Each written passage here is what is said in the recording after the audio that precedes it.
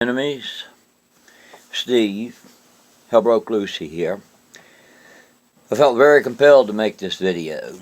I just got off of a podcast that inspired my brain, and talking with like-minded people always inspires what needs to come out. Most of you will probably think what I'm about to say is a ridiculous idea, like landing on the moon. It's a ridiculous idea. Like having a phone that you can pick up, press speed dial, and talk to someone in Japan in 3 seconds. It couldn't be done. I'm talking to you.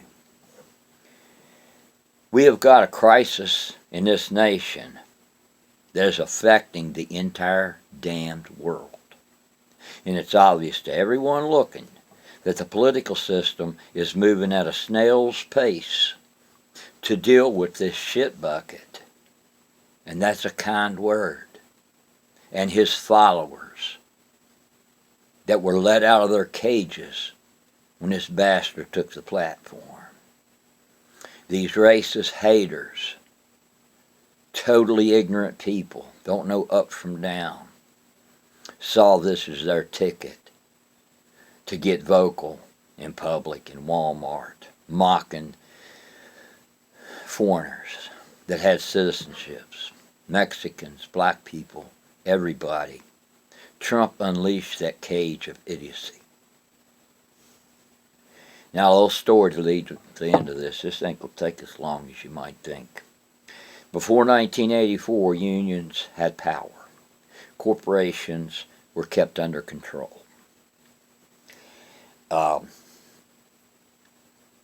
There was one bad, dirty union. One. Remember that. Come 1984, here comes Ronald Reagan. He begins breaking up unions by firing 30,000 airline workers in one night.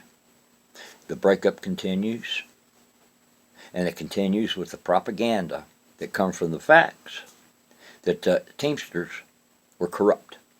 The Teamsters were mob-connected and totally corrupt.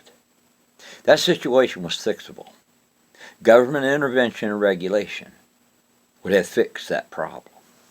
But that problem was exactly what the corporation needed to convince the public that the unions were an evil thing. And it worked. I can prove it. I was in the union from 1989. The unions hadn't been completely shattered in 89 to 96 and 97. And then I had to get into trucking because I'd ruptured my back. I'd be on a job and expand this story I'm about to tell you by 1,000. I'd be on a job working on my pipe. I was a pipe fitter. I was a member of the Pipe Fitters Union of Roanoke, Virginia, Local 10. It's now converged with Richmond Union because they have so much less work now. I'd be taking a break, not interface with these non-union workers working on a similar project right down the river. And I'd ask them, hey man, why don't you come on and check out the union? The usual response is, bullshit. They ain't taking my damn money. I ain't paying them damn dues. I said, okay. I said, what do you make an hour? And he'd say $14, $15 an hour, which sadly is good money now. I said, well, dude, I make $20 an hour plus a $3.45 an hour package of retirement and medical security. I have a card that will buy everything from an aspirin to a brain operation. The company we work for is worth billions and billions of dollars. They want it all. I said, my union dues are $26 a month. I said, I'm making well over $1,000 a month than you are, plus unlimited health coverage, and it costs me $26 a a month. Do you know that most of these fuckwads were too dense to figure that out?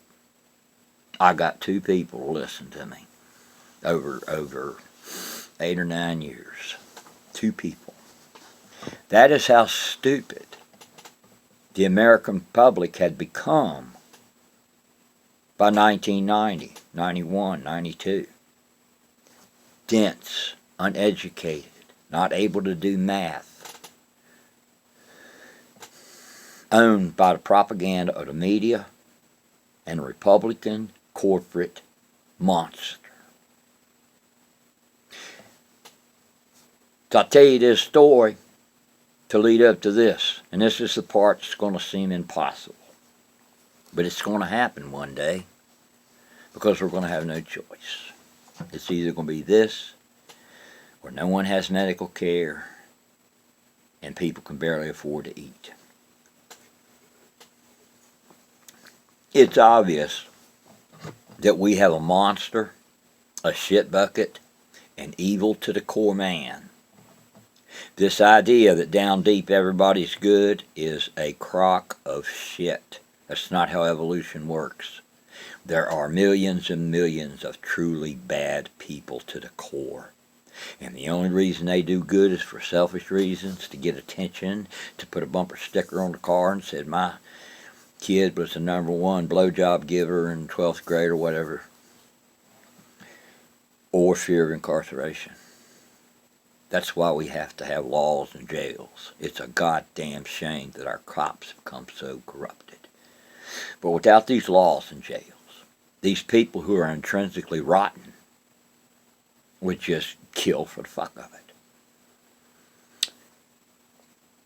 There's no change in the Trump party. There's no change in most of the Republican Party. Here's our advantage. We have them outnumbered. Big time. There are approximately 30,250,000 Trump followers. There's 317 million Americans. The primate in me says we just need to start stomping their ass on the street, breaking every fucking jaw, and shutting them up. We outnumber them so badly, but they are the ones who have the threat on the nation and the world. It has always been my stance for the greater good. In other words, as brutal as this sounds, those 30,250,000 need to be sacrificed. Their life isn't worth the rest of the world. Their life is not worth the destruction of this planet. We should not sit back and allow a small party of evil to ruin our children's minds, to ruin our food, our water. These people will never do an ounce of good to nobody. It's time to get into the future and form a government where there's an IQ test for a vote. We need a government that has several tests before you can run for party, any party, from city legislature all the way up to state Congress, Senate. You must pass this test of intelligence, argue for the Constitution, and the separation of church and state. There's probably only one way this is going to happen, and this just goes back to the breaking of the unions. Only the nurses' union is still pretty strong, and the teachers' union, but that's not near enough. More than the majority of Americans, at least 60%, are going to have to find a way to bond gradually, 1-on-1, then 2-on-1, then 3-on-1, and then 3-on-2, and so forth, until the majority of us gather the courage to do what it's going to take to turn this whole fucking mess around. It's simple. It's really simple. And fear is the only thing that'll hold people back. Now, when they get to the point when they realize that their fear doesn't compare to the losses that's happening now, and it's going to happen big fucking time soon, is to go on strike. Imagine 60% of America, 70%, because the Trumpsters are only 30 million, stays home from work Monday, Tuesday, and Wednesday. They don't go to the store. You don't drive your car. You get your food before this happens. You stay in your home. And some of us will contact our senator, our Democratic senator, our Democratic representatives, and tell them what we're doing so that they can be the voice on the media for what's happening. Will cost them trillions per day. Trillions. We cannot be replaced if it's the majority of us. Then if we want, we can form picket lines around evil places such as Walmart. Anywhere that's violating our right to have an honest living that will pay for our lives, our education, our homes, and our food. That's it in a nutshell. Mass revolt. They do it in the UK. For some reason, France and Germany got way more cojones than the American citizen, and 20 million of them will hit the street and saying, bullshit, this is our country. When enough Americans wake up and say, bullshit, this is my country, and they sleep in on Monday, Tuesday, and Wednesday, and don't go to Walmart, don't go to the store, we'll get their fucking attention. And then we will take back our government. Our government is nothing like it was meant to be. Nothing. It's run by lawyers and corporations. There's only one man in there that was for the people. And that was Bernie Sanders. And most people were too stupid. I mean, fuck. The Democratic Party, I am not a Democrat. No.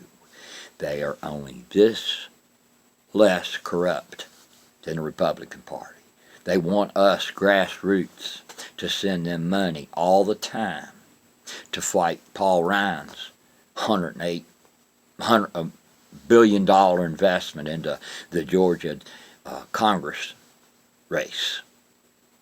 Well, Paul Ryan can get access to $1 billion. You goddamn can bet that the Democrats can, because most of them, except for Bernie Sanders, they're involved in PACs. They've got billionaire backers, but they just want to keep pumping us for money. The whole fucking thing is to pump us for more money. Because if 50 million of us give $25, they're richer than hell. I've donated all I'm going to donate, except to nature causes, Green Earth, and such and such. I have signed all the petitions I can sign. Don't change anything.